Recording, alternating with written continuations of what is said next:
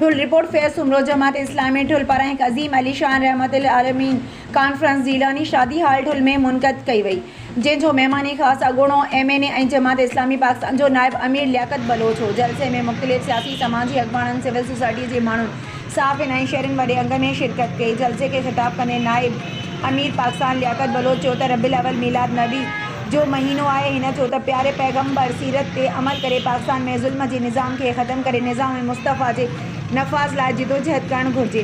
जलसे बाद लियाकत बलोच पंहिंजे वफ़द सां गॾिजी शहीद मौज़म नूनारी जे वारसनि सां हमदर्दी लाइ रहबर चौक ते लॻल धरणे वारे हंधि पहुची ॾुख जो इज़हार करे पिणु ताज़ियत कई। उन मौक़े ते नायब अमीर जमात इस्लामी पाकिस्तान लियाकत बलोच मीडिया सां ॻाल्हाईंदे चयो त बताखोरी तां दुकानदार हाफ़िज़ मौज़म नूनारी खे क़त्ल करण ते अफ़सोस थियो आहे। पार्टी वारसनि सां हर मोड़ ते गॾु आहे। केतिरनि ई सालनि खां सियासी बुनियादनि ते पुलिस ऑफिसर मुक़ररु थियनि था, जंहिंजे करे सिंध में अमन अमान जी सूरतहाल ख़तरनाक थी वई आहे। हिन चयो त सिंध में लाक़ानूनियत सबबि धाड़ा ऐं चोर सरेआम लूट मार करे रहिया आहिनि। बदअमनी ऐं महांगाई जे करे पूरे सिंध मां हिंदू बिरादरी मुल्क छॾे रहिया आहिनि। हिन चयो त मुल्क में सियासी इस्तेहकाम अचणु घुरिजे ऐं क़ानून जी बालादस्ती चाहियूं था ऐं अवाम खे अदल इंसाफ़ मिलणु घुरिजे ऐं असां अवाम जी ख़ैरियत चाहियूं था।